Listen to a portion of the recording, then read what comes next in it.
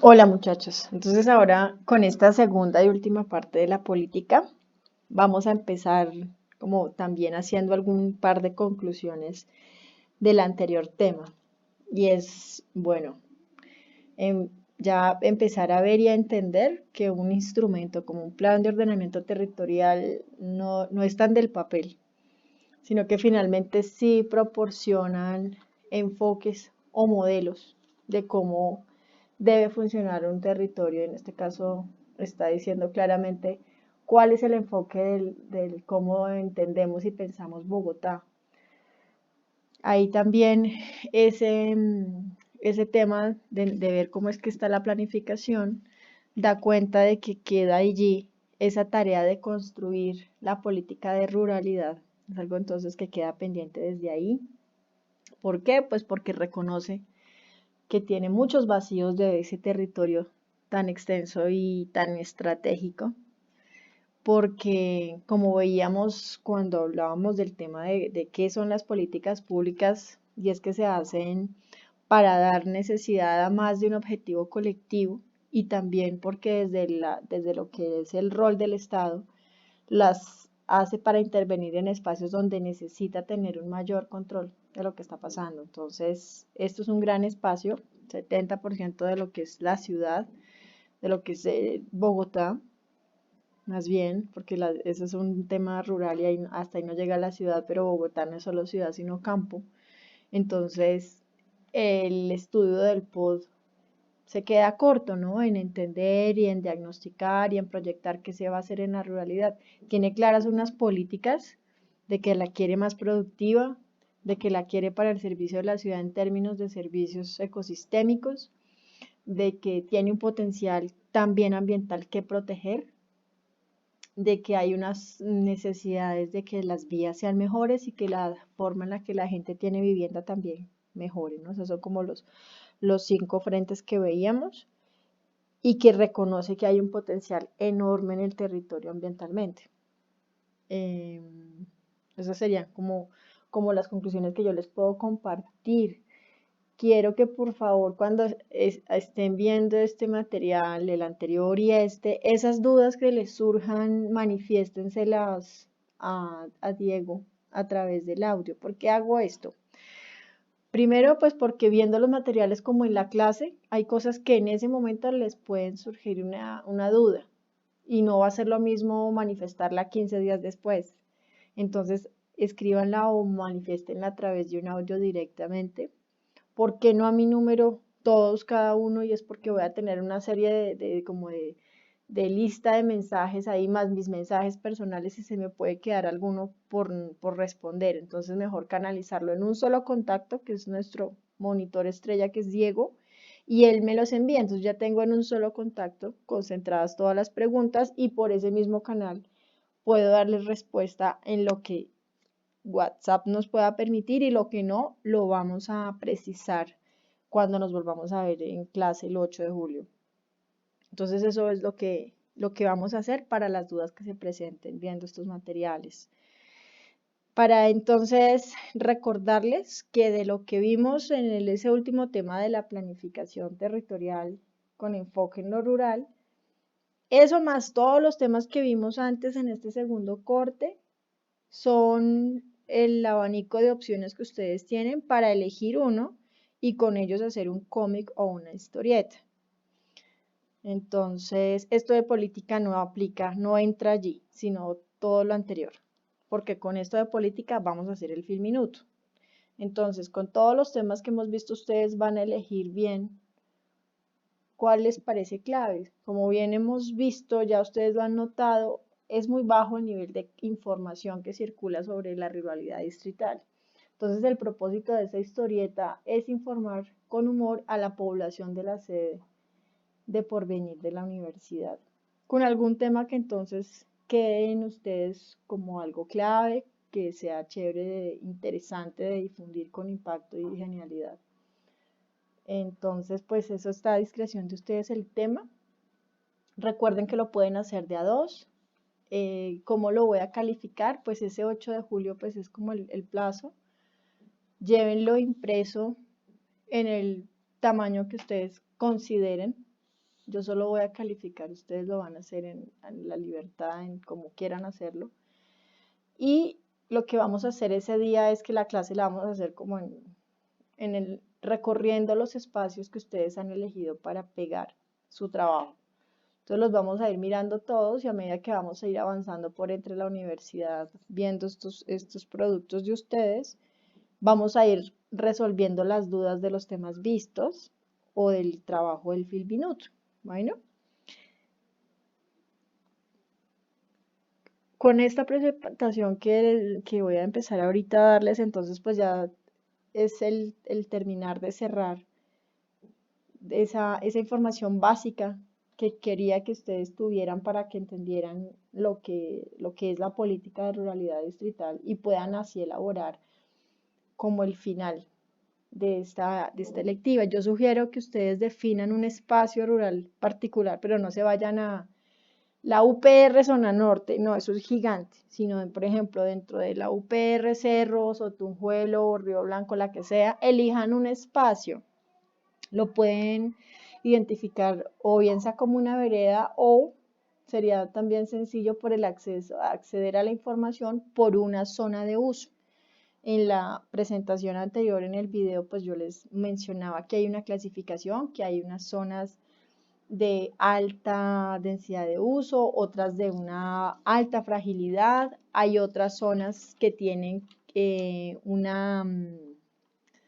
un manejo especial y es porque están cercanas a las áreas, al sistema de áreas protegidas y hay otras áreas que hacen parte de la estructura ecológica principal. Entonces, de acuerdo a esas zonas de uso que se encuentran establecidas para la ruralidad, elijan una, la que sea del interés por la zona o por el tema de ustedes y consulten información con relación a ese espacio particular, pero es a ese nivel como muy local, no va a haber una buena nota ni un buen análisis si cogen toda una UPR.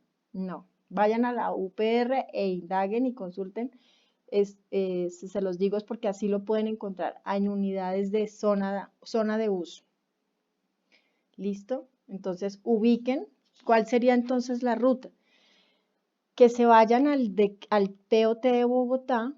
En el artículo, ya les voy a recordar que yo tampoco me memorizo todo.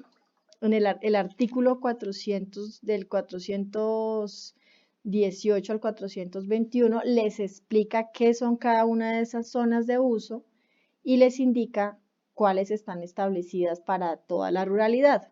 Eso es más o menos la página como 388 del POT, que lo encuentran también para descargar en la presentación que les he compartido. Entonces, una vez ya tienen claras desde ahí cuáles son las zonas de uso que hay en la ruralidad, eligen una y de esa consultan información. Entonces, ya tienen la zona de uso. Y va a ser de pronto, yo elegí una zona de uso de alta densidad, entonces ubican qué ha hecho allí el distrito en esa zona de uso y cómo eso que el distrito hizo se articula con esto que les voy a contar ahora, que es la política, cómo se articula con esto que está planteando esta orientación.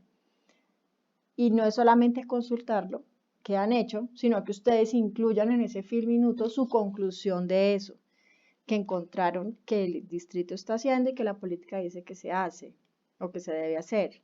Entonces no es solo hacer una consulta, sino pensar en torno a ese tema, a ese lugar que eligieron y compartir lo que ustedes piensan de ello. Más, agréguenle a eso cómo podrían aportar ustedes. Ustedes cada uno tiene unos intereses particulares de formación, tiene una proyección quizá de qué es lo que quiere hacer cuando sea un profesional. Entonces no es como para que se sientan amarrados a que van a tener que hacer algo allí, sino, bueno, ¿yo qué podría hacer? Y que solamente lo manifiesten y lo compartan en este producto del Filminuto. Bueno, entonces ya una vez pues explicado eso, entonces bueno, vamos a ver ahora qué es este tema de la política, ¿ok? Entonces, como veníamos entonces hablando, la política es un pedido que se viene haciendo desde el POT, del 2000. Dicen entonces que la Secretaría de Ambiente y la Secretaría de Planeación se tienen que poner de acuerdo para invitar a otros del orden nacional, regional, distrital, empresarial, sociedad civil, nivel distrital, para mirar a ver cómo va a ser este instrumento de política pública. Entonces, esto se hace en el periodo de Lucho. Una vez se aprueba el POD, el siguiente periodo de gobierno es el de Lucho Garzón. Entonces, bajo ese enfoque es que se hace la política. Si bien dista mucho de lo que el plan de ordenamiento territorial o el más bien del pensamiento de la gobernación que ha venido haciendo, el mandato que ha venido haciendo Enrique Peñalosa, eh, pues la política que se genera aquí tiene un enfoque diferente por esa razón y ya lo vamos a ver ahora. Y, ¿qué otra cosa les iba a decir? Sí, aquí hay un enfoque que se genera y eso es, digamos, como clave de reconocerlo. Es un ejercicio que se inicia desde el 2006, un poco antes, 2005. Hace todo el esfuerzo de que sea participativa, entonces convoca a líderes comunitarios, todo lo que, tal cual el POT dice que se haga, así tal cual se hizo. Y luego ya en el 2007 finalmente se oficializa a través de este instrumento normativo que es el decreto 327 del año 2007. La política entonces lo que busca es orientar la acción administración distrital en relación al distrito capital. En algún momento Sebastián decía en clase que las políticas son una filosofía y de alguna forma lo son orientadoras, orientan el accionar. Le dicen entonces a ese alcalde qué se puede hacer en torno a este tema de la ruralidad. Y este ejercicio de construir la política concibe la ruralidad distrital como un territorio estratégico a través del cual es posible articular a toda una gran región. Al mismo tiempo también reconoce que los campesinos y campesinas que lo habitan son sujetos titulares de derechos. Esto porque es preciso e importante porque en varios instrumentos normativos no es así. Por ejemplo, la Constitución hace un reconocimiento muy especial a las comunidades indígenas de que son titulares de derechos sobre lo que se hace en un territorio, es decir, ellas pueden decidir, ellas son autónomas, pero los campesinos se entienden que son como una importante fuerza de trabajo para el país, pero no son titulares de derechos. Entonces, aquí ellos, en este instrumento de política, hacen un reconocimiento de que ellos tienen unos derechos y que también tienen una corresponsabilidad con el desarrollo que se genere ahí. Ellos hacen parte también de lo que en ese lugar se decida y se haga.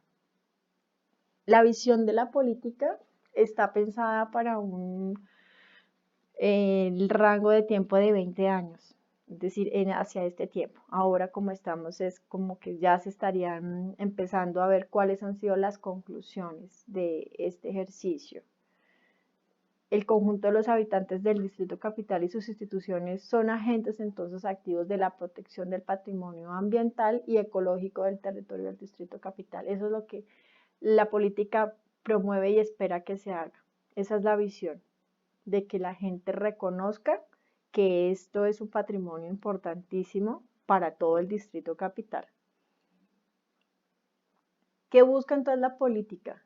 A través de ese orientar, como susurrarle al alcalde qué es lo que hay que hacer con relación a la ruralidad y es poder garantizar el desarrollo humano sostenible de las comunidades rurales y la protección de ese patrimonio ambiental del Distrito Capital a través de una adecuada articulación entre los ciudadanos de la sociedad civil y las entidades del Distrito Capital. Esta filosofía, esta orientación reconoce que es necesaria la construcción de una nueva ruralidad. Entonces, no se define la ruralidad como unos términos de un tránsito donde debemos ir de lo atrasado a lo moderno, que era lo que veíamos un poco en las lecturas, Ah, no, ese no es el enfoque que está planteando aquí este instrumento de política, que tenemos que ir de lo agrícola a lo agroindustrial, no, que es lo que ha habido habitualmente en los diferentes enfoques de desarrollo rural, sino que en este contexto de nueva ruralidad que presenta la política manifiesta que es importante resaltar y defender la recomposición del campesinado y de la economía campesina en condiciones humanas dignas y en armonía con el patrimonio ambiental. Entonces es reconocer que ellos viven como viven porque es parte de reconocer sus, es decir, su cultura, pero también en mejorar condiciones que sean armoniosas con ese patrimonio. Entonces, de pronto no es compatible industrializar zonas de páramo, llevar a la gente a vivir como vive la gente en la ciudad, porque entonces entendemos que el campo es atrasado y debemos llevarlo a otro espacio, no. Todo lo contrario, sino en defender que hay una recomposición del grupo campesino, de unas economías campesinas y que hay unas condiciones también que requieren ser más dignas y armoniosas. En cuanto al desarrollo territorial sostenible en el marco de la nueva ruralidad, entonces pues se plantea que hay que construirla en función como a las transformaciones culturales que han habido. Es decir, que no podemos pensar en una nueva ruralidad o reconocer los derechos del campesinado o de estas economías como pensándola en cómo queremos que sea o cómo fue en el pasado, sino también reconociendo que han habido unas transformaciones, ¿sí? Voy a dar un ejemplo como para poder entender eso y es que de pronto en la mente de muchas personas está que las comunidades indígenas visten de taparrabo, hablan una lengua étnica particular y tienen un arraigo fuerte a unas tradiciones ancestrales. Y que todo indígena que ya no vista con taparrabo, que no hable su idioma, sino que hable español y además hasta de pronto hable otro idioma extranjero, ya no es indígena. O que porque ese indígena está bailando salsa en lugar de bailar en todo el tiempo una ceremonia, entonces ya no es indígena. No, digamos que es importante entender que ellos son producto, lo han venido siendo desde hace más de un siglo de una de un proceso de intervención, de transformación, de cambio, que si bien sí ha sido violento, también un poco ellos se encuentran atraídos como se puede encontrar cualquiera por una cultura diferente, ¿sí? Entonces, por ejemplo, alguien que va a Europa y encuentra, no sé, un ejemplo tonto, como cualquier chaqueta que es muy cómoda para los días de mucho frío. Y le parece genial y además está barata, pues se la trae aquí para Bogotá y si puede se trae una más y la vende o la regala a otros y lo hace porque eso le parece muy chévere lo que vio allá y aquí no lo encuentra. Entonces los indígenas en algunos momentos han hecho eso, eso ha permitido o ha generado que se transforme su cultura con el hecho de, por ejemplo, usar medicamentos, consumir otros productos, adoptar otras palabras, incorporar otros elementos a su lenguaje, pero no por eso dejan de ser lo que son, ¿sí? Igual al campesino entonces le ha pasado lo mismo, que los campesinos no todos los del clima frío usan ruana o ya no bailan sus bailes típicos, eso no los hace menos campesinos, es simplemente el producto de una transformación. Entonces, entender, o sea, para construir ese desarrollo territorial es necesario entender que esa nueva ruralidad tiene y demanda transformaciones culturales y que es importante también entender esas transformaciones y permitirle fortalecerse con elementos positivos de lo tradicional, recuperar, eh, sí, prácticas, usanzas de otros tiempos y que hacen parte de la cultura. Entonces no es como mantenerlos ahí, querer que no cambien, entender que, ok, hay transformaciones, algunas son necesarias, ¿sí? y que también hay que retornar algunas tradiciones que se han venido olvidando, perdiendo y que son positivas para lo que eh, se entiende como la ruralidad. Que es importante también reconfigurar la organización del territorio en términos administrativos y organizativos. Entonces, entender que no todo se tiene que decidir a nivel capital, sino que hay que descentralizar un poco, como delegar en otros espacios las decisiones y sobre todo esas que tienen que ver con el tema rural. Y otro elemento que es importante también para que se dé ese desarrollo territorial sostenible y es actuar en función de reconocer que el agua es fundamental, que tiene un valor de primer orden porque es componente vital para alimento y para energía. Y eso pues en la forma en la que se está considerando y se considera el desarrollo pues es básico para no solo para el campo sino también para la ciudad. Este instrumento de política, esta filosofía también tiene unas posturas frente a diferentes temas que en ese momento eran como eh, temas de actualidad sobre las cuales había que plantear una postura. Entonces hay una postura frente a lo que debe ser el manejo de la ruralidad, frente a los tratados de libre comercio, ¿no? Entonces eso es importantísimo que se plantee allí, que la ruralidad requiere ser acompañada para poder enfrentar ese mercado con un país de otro nivel. Existía también en ese momento una ley forestal que se estaba moviendo allí, en donde también habían unos cambios en cuanto al uso del recurso de bosques y eso entonces genera también una manera desde el distrito, desde esta ruralidad, cómo pensamos, qué consideramos que debe pasar. Y frente a otro proyecto que era la ley del agua.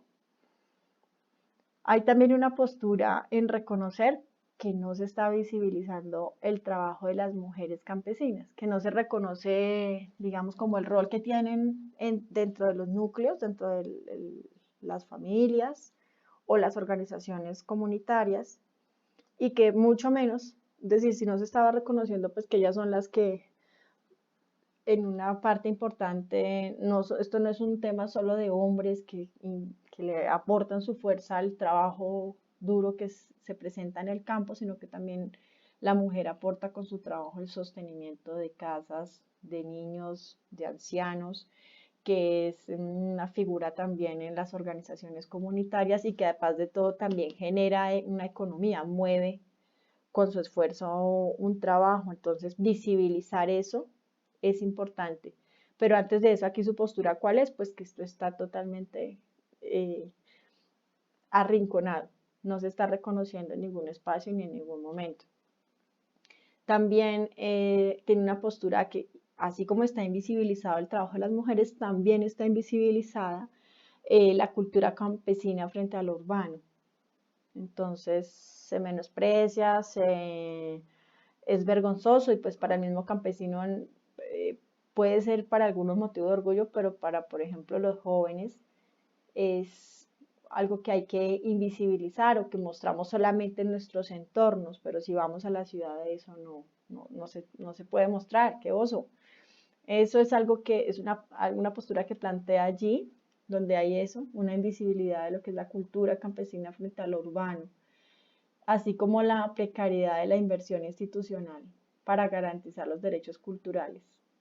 Esto de la invisibilidad de la cultura campesina frente a lo urbano también está asociado no solo a lo que los jóvenes puedan llegar a ser, sino también a pensar que las áreas rurales pues están habitadas por personas que solo están en función de lo que en la urbanidad se necesita y que ya simplemente allí no hay una cultura que esté asociada a esos usos, a esas maneras de vivir en lo rural.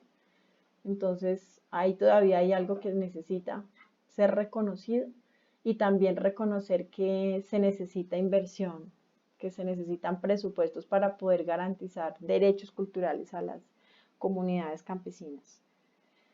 Entonces, esos que veíamos son, digamos, como también elementos que hacen parte del instrumento, del documento de la política.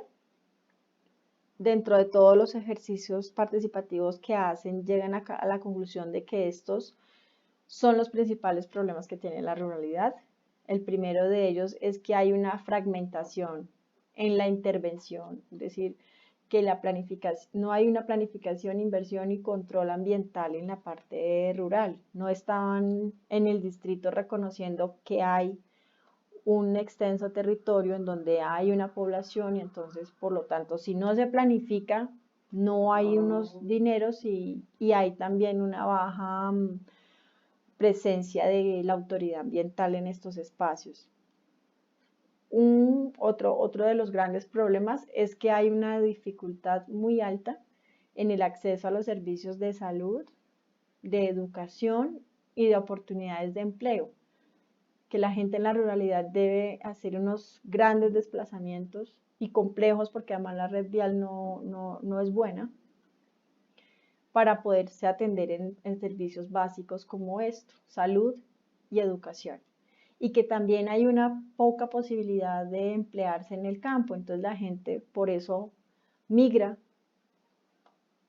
anualmente en unas cifras altas hacia la ciudad porque no hay un empleo. También un gran problema es que hay un desconocimiento de que la gente puede participar en las tomas de decisiones del desarrollo. Perdón, corrijo, borren lo anterior. Que hay un desconocimiento en que la gente puede participar en las tomas de decisiones. Entonces, si bien hay que fortalecer toda la estructura de planeación y de organización que tiene el distrito, igual hoy por hoy hay unos mínimos. Las juntas de acción comunal tienen unos derechos, pero muchas veces se desconoce entre algunos espacios rurales el impacto que estos pueden llegar a tener para poder decidir en el territorio. Es decir, ellos son sujetos de derechos y también de lo que decía al comienzo de la presentación, son también un poco responsables del desarrollo que se hace porque pueden incidir en decisiones. Y también un grave problema es relegar a último lugar las necesidades de la población rural. Entonces, es prioritario para el distrito mejorar la valla vial en los barrios, es prioridad mejorar la red de alcantarillado de la ciudad, es prioridad extender las líneas de Transmilenio. Y si queda espacio, si queda plata, entonces se atienden las poblaciones, las necesidades de la población rural.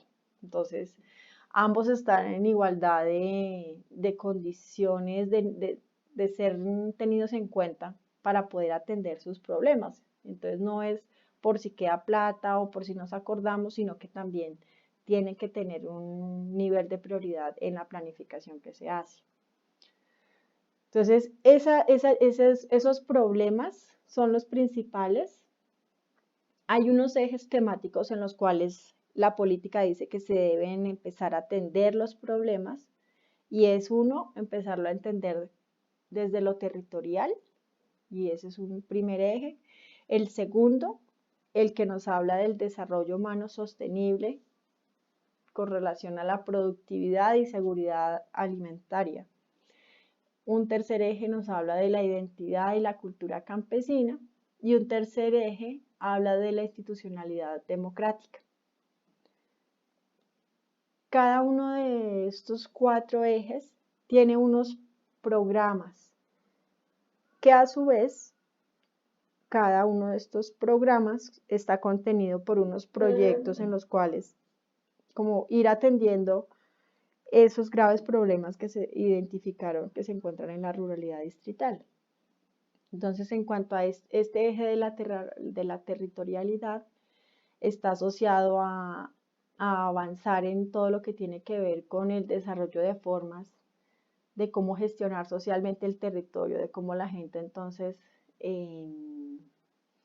puede participar en esto que se quiere hacer en la ruralidad, en cómo es necesario controlar procesos de expansión urbana y que se mantengan y se respeten los pactos de los bordes que existen en las zonas periurbanas, cómo mejorar y consolidar los centros poblados que existen en la ruralidad, cómo dar un manejo a las áreas protegidas, cómo consolidar el régimen de uso del suelo rural, cómo se integran a lo regional, cómo entonces hay una reciprocidad entre lo urbano y lo rural con relación al uso y al manejo del territorio rural. Porque como veíamos, mucho de lo que la ciudad necesita se ubica en la ruralidad. Por ejemplo, necesitamos disponer residuos y lo hacemos en la ruralidad. Necesitamos extraer materiales y, y lo hacemos desde la ruralidad. Necesitamos construir y algunos espacios también rurales se han venido tocando para eso. Entonces debe haber una reciprocidad, un poco un balance entre estos usos que se dan en el territorio. El eje que habla del desarrollo humano sostenible, productividad y seguridad alimentaria, entonces tiene que ver con esto de que seguridad alimentaria es que se garantice que la gente tiene una producción propia de alimentos. Bueno, aquí por ejemplo voy a añadir algo más que no está considerado en la política. No sé si fue por un tema de que no se elige o porque en su momento no se había desarrollado ese tema para la época, pero además de la seguridad alimentaria también se habla de la soberanía alimentaria. Entonces una cosa es que uno tenga seguro de lo que se va a alimentar y eso en principio parece que está fantástico, ¿no? Que se garantice que yo no dependo de otros para alimentarme, sino que yo puedo asegurar eso. Entonces la soberanía alimentaria nos dice que además de que yo produzco lo que me como, estoy también haciendo uso de una producción de alimentos basado en los productos que pertenecen al lugar en donde estoy produciendo. Porque en nombre de la seguridad alimentaria se impone el monocultivo, se imponen las semillas transgénicas, soya, arroz, maíz. Entonces la seguridad alimentaria es, ok, hay seguridad alimentaria, entonces se quedan por fuera esos otros elementos que también son súper claves. Y es de recuperar semillas nativas, de mantener una soberanía alimentaria, una soberanía que nosotros mismos podamos hacer con lo que tenemos. Entonces, pero aquí se está pensando desde únicamente, por lo menos eso. Por lo menos eso porque no se está produciendo en el campo, porque en algunas ciudades, o perdón, en algunos lugares de la ruralidad ni siquiera la gente se autoabastece, sino que recurre como a los pequeños centros que traen alimentos de abastos desde Bogotá. Entonces la misma gente del campo ni siquiera tiene para producir su propio alimento. Entonces eso es delicado. Entonces por lo menos que haya una seguridad de que se está produciendo lo que la gente necesita comer. Lo básico, lo que puede dar la tierra también, pues porque no todo se da en las zonas donde se encuentra la ruralidad. Pero igual, nuestros pisos térmicos dentro de la ruralidad son amplios, no todo es frío. También hay partes que han venido permitiendo pues sembrar otro, pero en general sí, estamos en un clima frío, pero lo que quiero decir es que se puede ampliar la diversidad y esa no es una excusa para que no se genere alimentos en la ruralidad distrital y tengamos que venir y comprarles a los demás municipios. Que es necesaria una seguridad hídrica y en ese sentido entonces es pensar que aquí se van a proteger los espacios y también se van a garantizar el acceso al agua para las personas de una forma pues como debe ser, ¿sí? Acceder a un agua continua, potable,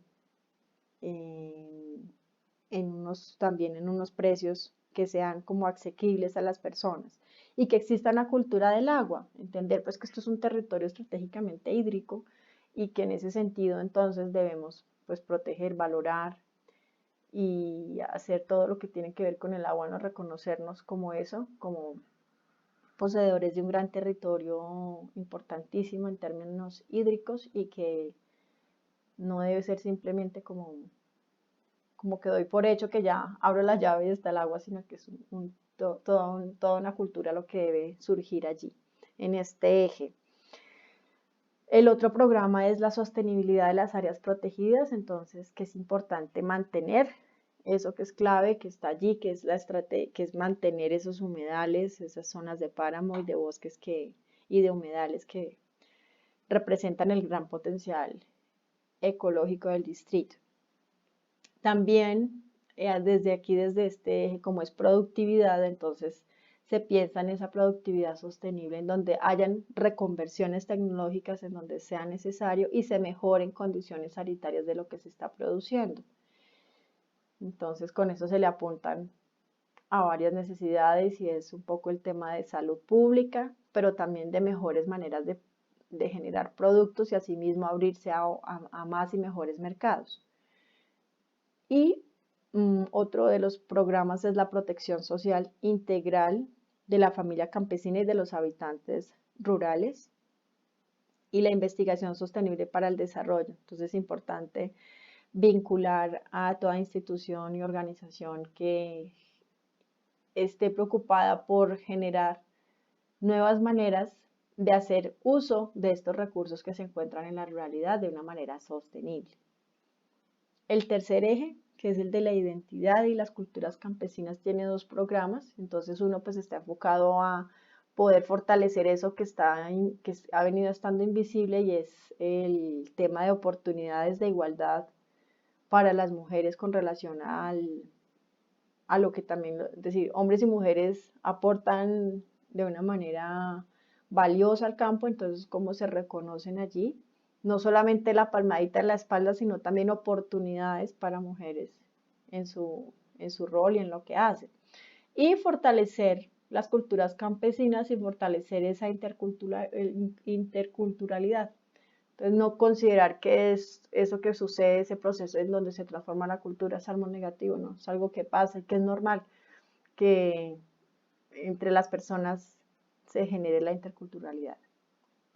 Y el cuarto eje habla de cómo entonces se hacen esos ajustes administrativos y institucionales para que se reconozca entonces en la planeación y en la ejecución a la ruralidad.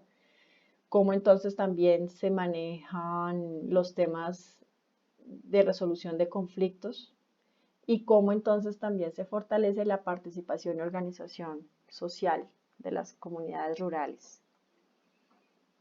¿Con qué estrategias entonces quieren movilizar estos ejes? Con participación ciudadana activa, con articulación de políticas públicas, con aunar esfuerzos distritales, nacionales y regionales, con hacer una gestión social integral en el territorio. Entonces, si va a avanzar el tema educativo, pues que avance integralmente con salud, con ambiente, con producción y no como esfuerzos separados en el mismo lugar. Que se descentralicen las decisiones, que haya una cohesión entre el tema social y el tema del territorio, que se integren a los planes regionales que puedan haber a nivel entonces Cundinamarca y bueno, para el caso de la UPR de Río Blanco y Sumapaz, ahí sí es necesario también entenderse que son más llano que otra cosa en realidad, por la geografía y por todo lo que ya habíamos visto.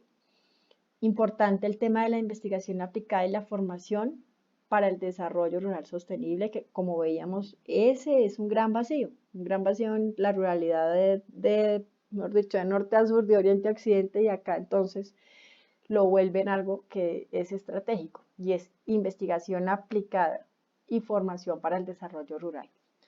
Estratégico también una información y una comunicación, ampliar, divulgar, informar, desinformar a todo aquel con relación a lo que es la ruralidad y que se mire hacia una resolución pacífica de los conflictos que se dan en los espacios rurales y en periurbanos. Bueno, hay algunas otras definiciones que también se encuentran en este instrumento y es que la política define que es necesario formular un plan para abordar estos ejes, estas estrategias. Y también, pues que, es decir, sí se habla de que hay que impulsar la participación ciudadana, pero que también es importante otra estrategia de participación que se articule con otros sectores. Y eso entonces lo plantean, digamos que es necesario que se definan la conformación de unas que se conocen como unidades locales de desarrollo rural, que en cada UPR haya una ULDER. Entonces, una unidad que articula como la participación de diferentes líderes comunitarios y también sectoriales, me refiero a, por ejemplo, empresas, también a instituciones nacionales o regionales y a las diferentes también representaciones que hay a nivel distrital. Entonces, que esas unidades pensadas a nivel local, entonces puedan ser también una estrategia de participación comunitaria. También entonces empuja la posibilidad, la necesidad de que existan también comités intersectoriales de desarrollo rural. ¿Qué quiere decir eso? Que existan entonces también, que se agrupen con relación a temas que tienen que ver con diferentes sectores, por ejemplo, energía, temas de aguas, temas de saneamiento básico, temas de producción, todas en torno al desarrollo rural. Entonces ya básicamente como eh, grandes cabezas que toman decisiones en estos diferentes sectores y entonces cómo ellos se concentran y se reúnen para pensar el desarrollo para el distrito. Entonces, con relación a este último instrumento que como que permite materializar la filosofía de la política, que es el Plan de Gestión para el Desarrollo Rural Sostenible, este entonces pues se instala el 29 de julio, se hace formal en este espacio también del periodo de Garzón, Luis Eduardo, y se hace como en ese marco del plan de gobierno de él que se llama Bogotá Positiva. Entonces, hacia el 2007 tenemos el decreto de la política y 2 años después le damos ya formalidad al plan de gestión para el desarrollo rural. Bien,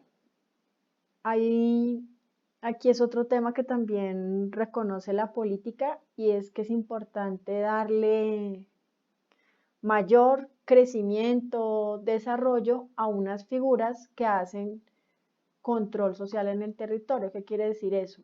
Que hay unas participaciones que viene haciendo la comunidad y que es importante que se sigan fortaleciendo. Ese es el caso de la red de las zonas de reserva campesina. Entonces, las zonas de reserva campesina son una figura territorial que nacen con la ley 160 de 1994 y ellas tienen por objeto fomentar y estabilizar la economía campesina. Son espacios entonces que el Estado le otorgaba a un grupo de campesinos con el fin de que ellos tuvieran entonces unas condiciones para poder superar conflictos relacionados con el tema de que hubieran grupos al margen de la ley, entonces zonas en donde se le da otra oportunidad a las personas y a los espacios para hacer algo diferente y se superan, además de que se superan esos conflictos sociales, pues se fomenta y se estabiliza una economía entre las personas. Entonces, las zonas de reserva campesina están asociadas a las zonas en donde hubo conflicto o donde permanecieron las guerrillas. Ellas no incluyen, perdón, no excluyen y por el contrario sí se pueden complementar con otras figuras de conservación. Entonces, eso les da una idea para que ustedes comprendan, chicos, que las zonas de reserva campesina eran como figuras en donde, es decir, el campesino casi nunca es dueño de la tierra. Por cultura, ellos no son como la gente en la ciudad que se encarga de tener una escritura de su espacio, de su lote. No, la gente simplemente usa el espacio que es suyo porque lo trabaja, ¿sí? Y en ese sentido, entonces, la mayoría del campesino no es dueño de la tierra. Entonces, esta iniciativa, esta figura de la zona de reserva campesina, le da la posibilidad al campesino de que posea la tierra y que la aproveche y que la aproveche en términos sostenibles. Entonces, como él está haciendo un uso sostenible, como él no está montando una ganadería extensiva, ni está montando un monocultivo de palma ni nada parecido, sino que está haciendo un uso sostenible de los recursos naturales que se encuentran allí, entonces él es complemento de otras figuras del sistema de áreas protegidas que se encuentran. ¿Qué más tenemos aquí?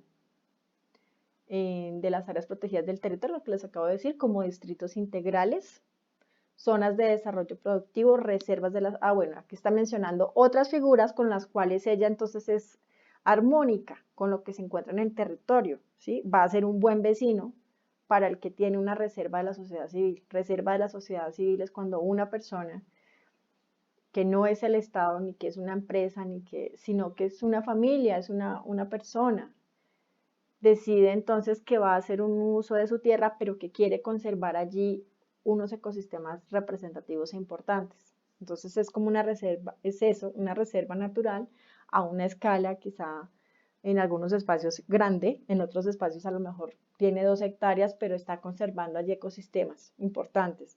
Entonces es una reserva de la sociedad civil, entonces esa es compatible. Entonces, si yo estoy al pie de una reserva de la sociedad civil y soy zona de reserva campesina, pues el tránsito de esa biodiversidad que está allí va a tener casa, comida, ¿sí? Si yo, por ejemplo, tengo entonces al pie un distrito integral, en todos los distritos también es una manera sostenible de hacer uso del suelo para producción agropecuaria, o tengo también un distrito para poder hacer un uso del agua y poder abastecer esas actividades económicas que se dan en la ruralidad. O tengo zonas de desarrollo productivo, ¿sí? Entonces tengo la ganadería, pero la tengo en unos términos también en donde puedo permitir que el territorio siga como cumpliendo esa función ambiental y ecológica que debe dar.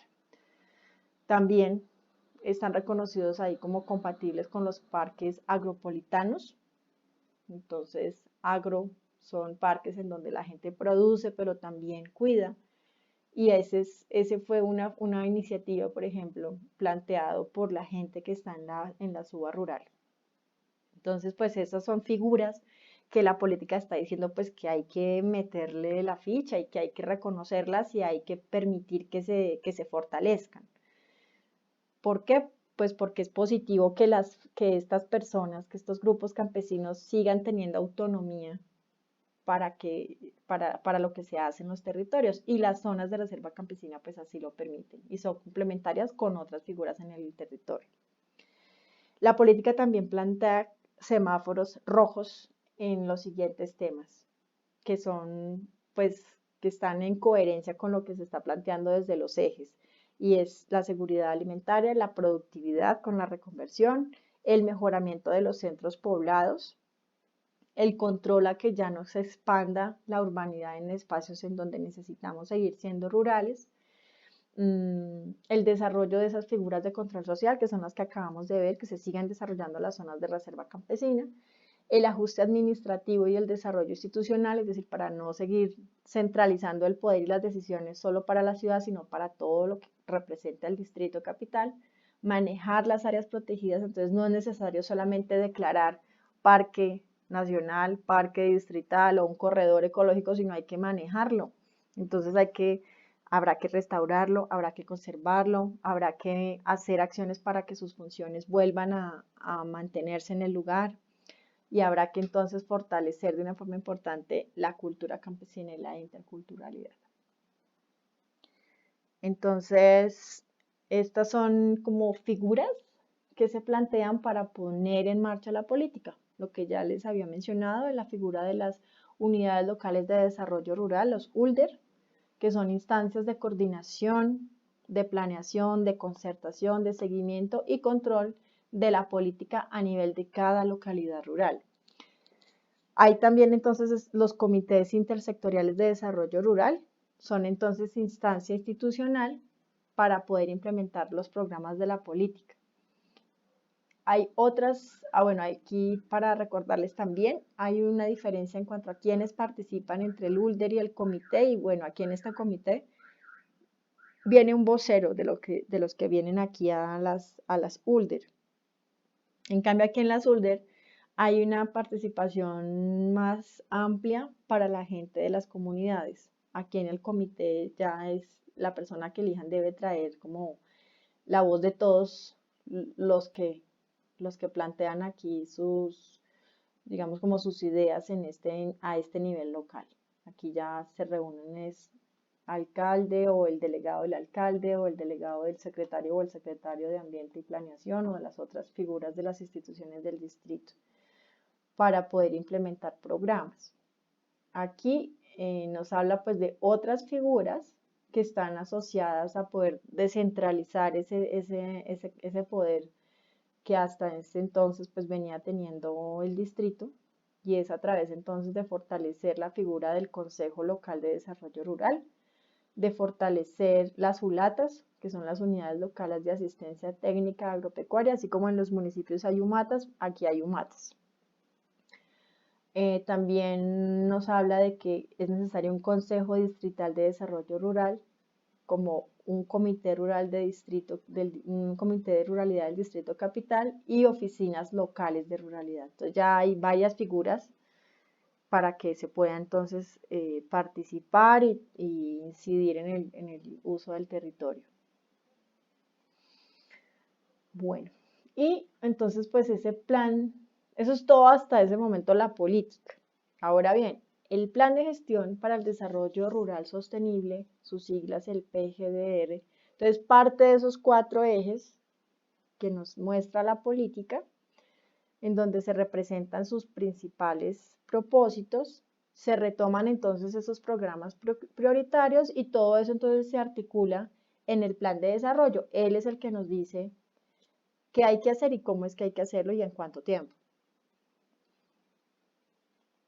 Entonces, aquí están los 4 ejes: territorio, desarrollo humano, cultura, identidad democrática. Cada uno de los ejes tiene un número de programas y a su vez estos programas pueden tener objetivos, por ejemplo, como en este primer eje, cada programa responde a un objetivo, o como a diferencia del último, el democrático, tenemos 4 programas y con esos 4 estamos atendiendo a 6 objetivos. Al igual que el primero, la cultura también tiene para cada programa, responde con eso a un objetivo. Con desarrollo humano tenemos 6 programas y hay establecidos 7 objetivos para poder desarrollar esos programas.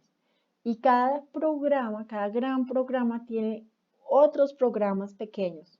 En este caso, para la territorialidad hay 33 subprogramas y de estos subprogramas se derivan 123 proyectos, es decir, 123 actuaciones puntuales para poder responder a esos temas que veíamos que están relacionados con el territorio. Para el caso del desarrollo humano, el tema de la producción, la seguridad alimentaria y la seguridad hídrica, entonces tenemos 27 subprogramas y de ellos se derivan 109 proyectos. Hay 12 proyectos para el tema de la identidad y la cultura campesina, y para los temas de la institucionalidad democrática hay 57 proyectos, lo cual nos da en total 301 proyectos pensados para abordar esas prioridades que se reconocieron para la ruralidad distrital, al cabo entonces de 20 años. Cómo han venido avanzando esos proyectos es lo que espero que a través de las consultas que ustedes hagan de un lugar particular puedan entender. Por eso es importante que reconozcan aquí, que identifiquen un espacio, uno local, uno pequeño, uno sencillo, porque los proyectos responden a necesidades locales, sencillas. Un proyecto no está pensado para atender en un solo proyecto a toda la UPR. El programa sí, el subprograma sí, pero el proyecto es puntualito. Entonces, a ese nivel es más sencillo entender porque así es como se puede atender, ¿sí? Generalmente por la capacidad de recursos, yo no puedo decir que le voy a mejorar las condiciones en un solo proyecto, las condiciones de seguridad hídrica a toda la población y a todo el territorio rural. No, yo lo hago a través de un programa y ese programa me dice, listo, voy a atender entonces los temas de acceso al agua. ¿Cómo lo voy a hacer? Ah, bueno, entonces analizo. En la UPR Cerros, en estos y estos lugares es necesaria una prioridad, ¿sí? Ah, bueno, entonces, ¿cuáles son esos? Tales y tales. Y así para cada uno de los espacios. Entonces, por eso es importante irse a lo sencillo, a lo básico, a lo local, porque así es como se está planeando. Entonces, aquí está un poco más explicado para cada uno de los ejes cómo es que los proyectos responden a las problemáticas, ¿sí? Entonces, con relación al manejo de las áreas protegidas del Distrito Capital, este es un programa, manejo de áreas protegidas del Distrito Capital. Entonces, su objetivo es consolidar el sistema rural de áreas protegidas, generando mecanismos de protección, de conservación y recuperación de la biodiversidad de áreas rurales y protegidas del Distrito Capital de orden nacional y de orden regional. Entonces tengo que ya tengo unas áreas, ahora bien, tengo que generar mecanismos para protegerlas, para conservarlas, para recuperar la biodiversidad que se encuentra en ellas, bien sean nacionales o regionales. Colectivo para la Conservación es otro programa y él nos habla de que se necesitan promover y organizar las comunidades rurales en torno a la producción y conservación de recursos naturales del distrito. Mejoramiento y consolidación de los centros poblados rurales. Entonces, ¿cómo saco adelante ese programa? Entonces se planteó que el objetivo es mejorar las condiciones de hábitat, espacio público, movilidad, hábitat se refiere al tema de vivienda, espacio público, movilidad y saneamiento básico de los asentamientos humanos de la ruralidad del distrito.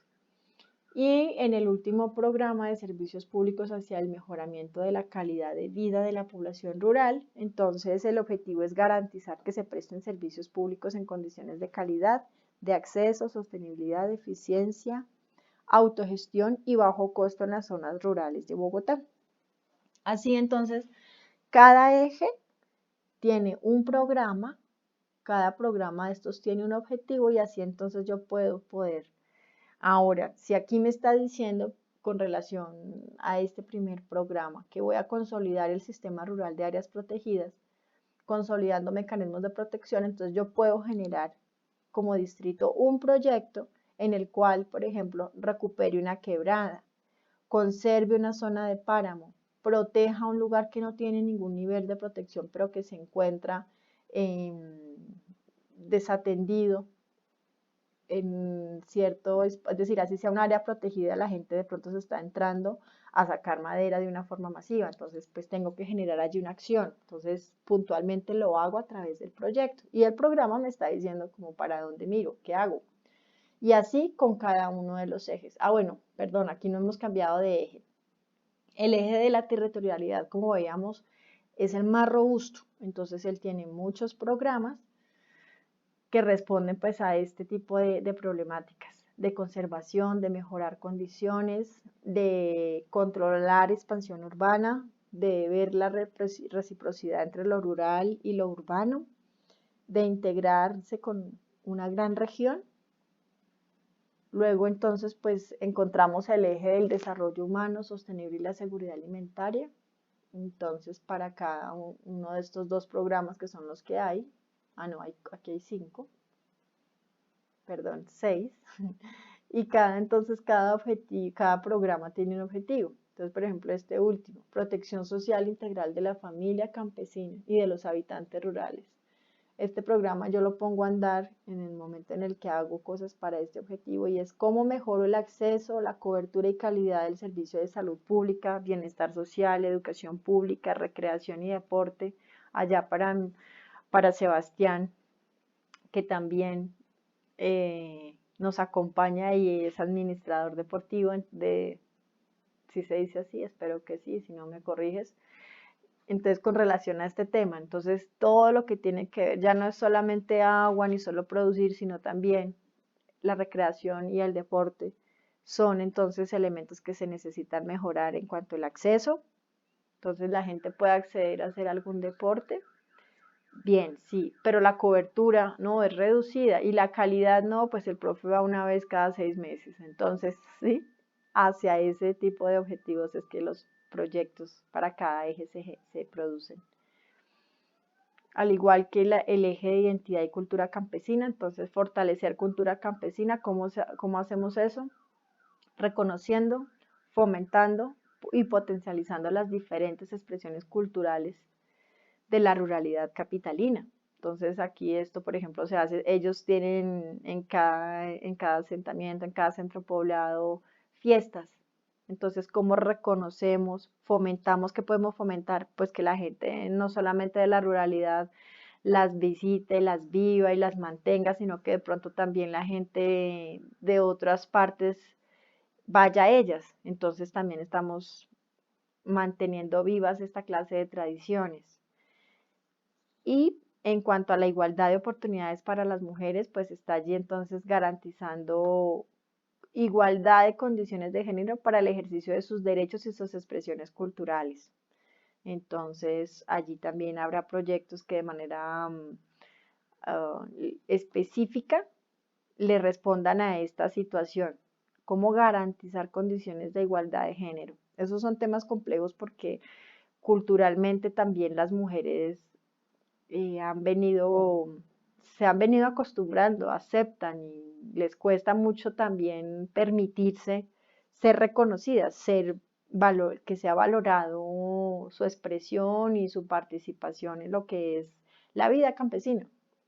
En algunos sí las mujeres se amarran las naguas y se hacen mostrar, pero en la mayoría de los espacios las mujeres ya estamos también porque eso es como una tendencia que no solo se da en el campo, eso es a nivel general. Siempre ha habido como una situación machista la que abunda. Entonces muchas veces las mujeres, ni siquiera nosotras mismas nos permitimos que esa oportunidad se dé. Entonces son unos temas complejos ahí, interesantes de ver qué proyecto contribuye a eso. Pero aquí el objetivo es grande, es garantizar. Aquí no vamos a contribuir, no vamos a tratar de fortalecer, no, aquí se está garantizando condiciones de igualdad. Entonces eso es lo que tienen las políticas, asumen con toda una responsabilidad. Luego las otras instituciones o los otros grupos, esas sí contribuyen, suman, propician, pero no asumen una responsabilidad como si lo asumen de una forma amplia la política. Veíamos cuando en la teoría hablábamos de que es una política, pues veíamos que son un conjunto de objetivos colectivos. Aquí los tenemos, aquí tenemos varios objetivos colectivos, cada uno de ellos le apunta a situaciones diferentes y en algún momento entonces se espera que la política responda, atienda digamos, este semáforo rojo que nos está mostrando la ruralidad de Bogotá y ya esto no sea como que no sea una vaina de toda la vida, sino que se evalúan entonces ahora pasados estos 20 años, qué ha pasado y qué se necesita hacer. Entonces, las políticas intervienen como para apagar de una forma importante el incendio, o sea, 20 años metiéndole toda la ficha para poder cambiar una situación. Sigamos mirando. En el eje entonces de la institucionalidad democrática, aquí los objetivos es consolidar en una sola instancia la información rural requerida para la intervención social e institucional del territorio rural. ¿Eso por qué pasa? Porque entonces al rural llega, por ejemplo, el IDEAM y da entonces mejores elementos para poder acceder al agua. Y luego viene la empresa de acueducto y les da lo mismo. Y luego viene entonces las fuerzas militares y también les da lo mismo. Entonces, una sola que se ponga de acuerdo, que no desperdicie los recursos que tiene y impacte de una manera también, pues, como, como se merece, como se necesita en la ruralidad y que no terminen dando asistencias ni proyectos que no responden a lo que la ruralidad necesita. También consolidar o mejor, contar con una institucionalidad efectiva frente a las necesidades de la ruralidad, en donde entonces la gente pueda participar en lo que se está haciendo en el territorio rural. ¿Por qué pasa eso? Pues porque venía pasando y quizá en este momento siga ocurriendo, y es que quienes dicen cómo qué darle al enfermo, pues están alentados, viven en otro espacio, no saben qué es padecer esa enfermedad, no le han preguntado al enfermo qué tiene y le van dando lo que les parece que debe tomar.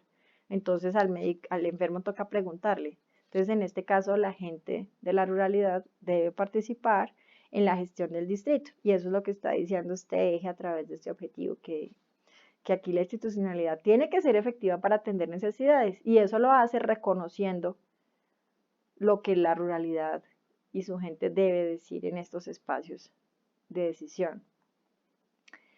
Y bueno, entonces aquí terminarían como cada uno de esos ejes, cada uno de esos programas que ya vimos que responden a esas problemáticas, y a su vez cada uno de estos con sus objetivos ya puede darle un mejor camino a en qué proyectos hacer. Y todos estos, esto fue el resumen, pero están montados en ese documento del Plan de Gestión para el Desarrollo Sostenible Rural. Entonces, hasta ahí termina. Recuerden, por favor, sus dudas, manifiéstenlas y las vamos resolviendo si las tienen.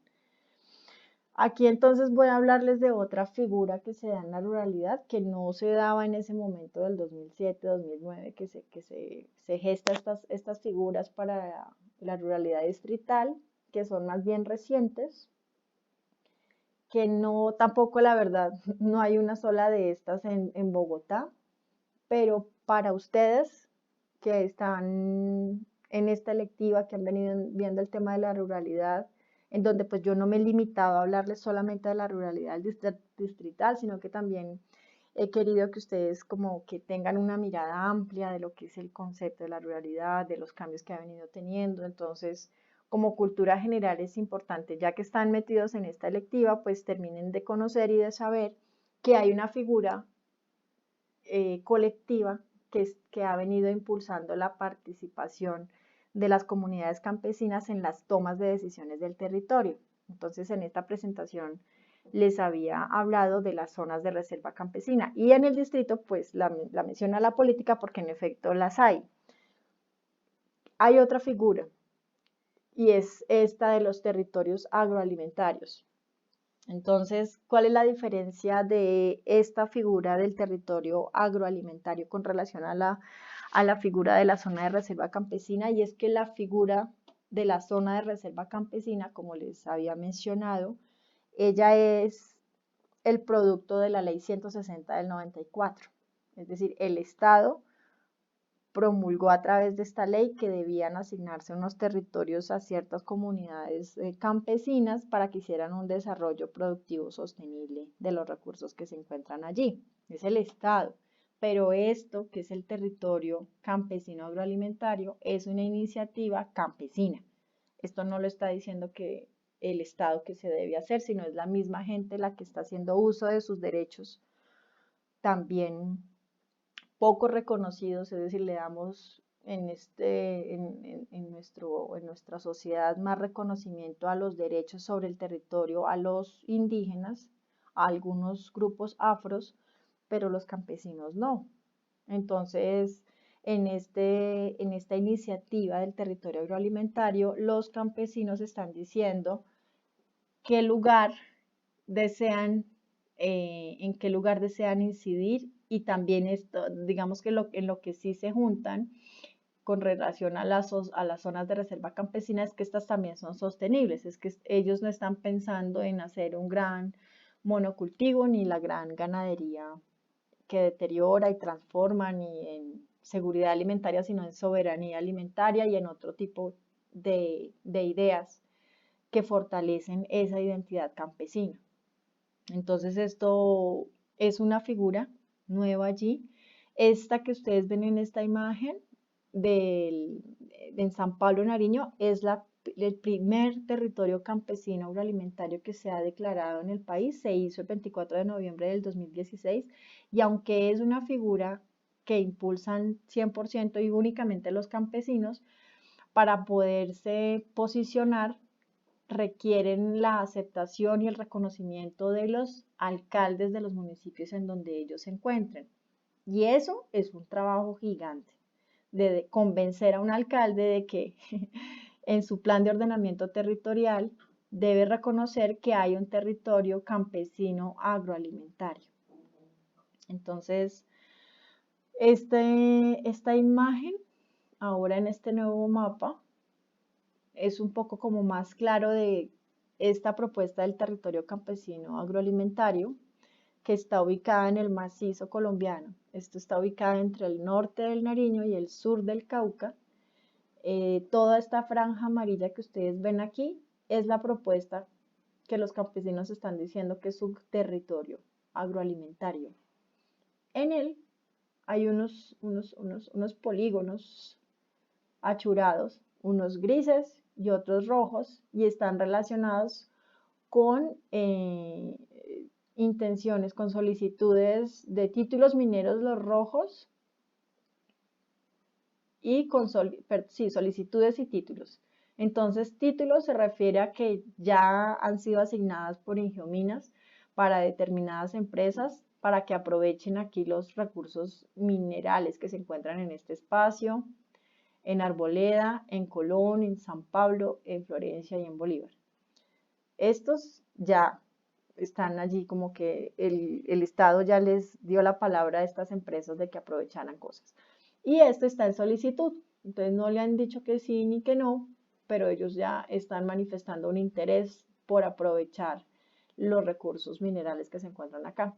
Entonces es estratégico esta figura pues porque va en contra de esta clase de iniciativas que solamente afectarían los recursos naturales y las actividades de la gente en este espacio rural. Es también, no solamente como por esto es el panorama nacional. En otros espacios también está el conflicto como la defensa del ambiente versus la minería. Pero pues esta iniciativa que es del Consejo Nacional Campesino, eh, está, digamos, como que hace su primer impulso y esfuerzo aquí en Cauca, Nariño, pues porque aquí hay una gran fuerza organizativa para poder sacar adelante estos que son los primeros territorios agroalimentarios. Entonces, este ya está aprobado, este ya está andando. Este otro mapa les muestra entonces las aspiraciones de territorios agroalimentarios que tiene el Consejo Nacional para poderse seguir estableciendo. Entonces, aquí está el primero, aquí entre Nariño y entre Cauca, pero ellos esperan que esto sea como la unión de varias uniones de territorios agroalimentarios. Entonces, esto también es, si se da, es positivo porque está relacionado también. Esto es el macizo colombiano, esto es una estrella fluvial importantísima porque aquí nace el río Magdalena, nace el río Cauca, nace el río Putumayo, nace el río Caquetá, nacen nuestras tres cordilleras. Entonces, hay unas figuras de conservación aquí a niveles nacionales, regionales, que velan por la protección de todo, digamos, toda la importancia que tiene el lugar, y el territorio agroalimentario entraría a complementar la protección de este espacio tan importante para nuestro país. Si seguimos subiendo, entonces en el Huila vamos a ver otro espacio del territorio agroalimentario, otro aquí en Huila, pegadito a lo que sería la colita de Bogotá, pero no hay nada en Bogotá. Ay, perdón, todavía no estoy en Bogotá. Sigo en el Huila, pero estos aquí límites con el Tolima. Aquí más arriba, entonces hay uno en Cundinamarca, pero aquí esto no está cerca, no está dentro de la ruralidad bogotana. Hay otros territorios agroalimentarios en las zonas del eje cafetero, de unos tamaños importantes en Antioquia, en Santander, en Arauca. Es quizá el otro espacio donde hay unos grandes y también están asociados, mira, a zonas de frontera, a zonas de donde está la explotación de hidrocarburos. Hay aquí, luego ya los últimos hacia el norte de Santander, hacia muy al norte, también zonas de frontera, y acá en el sur del norte del Santander. Entonces, esas son las figuras, las aspiraciones que se tienen para estas estas iniciativas de decisión y de protección del territorio por parte de los campesinos en nuestro país. Entonces ahí los dejo con eso. En estos espacios entonces en internet pueden encontrar la información para que amplíen lo que les acabo de contar. Con relación a la política pública y el plan de gestión, en la página del distrito encuentran en esta URL los dos documentos, los básicos. Hay unos documentos más complejos, o sea, la política como tal para poderla armar es un documento como de unas 200 páginas. Este que está aquí en la página de la Secretaría es sencillo, tiene como 20 hojitas y está muy digerible y es muy corto también. El plan de gestión también está allí y está explicado también de una forma corta. Y si quieren saber más de los territorios agroalimentarios, territorios campesinos agroalimentarios, hay un buen artículo que generó La Silla Vacía, Silla Llena, sobre estos espacios y es de donde saqué los mapas que les acabo de mostrar. Y ahí también nos puede dirigir a páginas del Consejo Nacional que está promoviendo esta figura comunitaria de, decir, de hacerse responsable cargo de una parte del territorio. Entonces eso fue todo, muchachos. Muchas gracias por escuchar esta lora que espero que en algún momento les sea de toda utilidad y que les haya enriquecido de una forma importante sus conocimientos en torno a la ruralidad distrital. Nos vemos entonces el 8. Hasta pronto.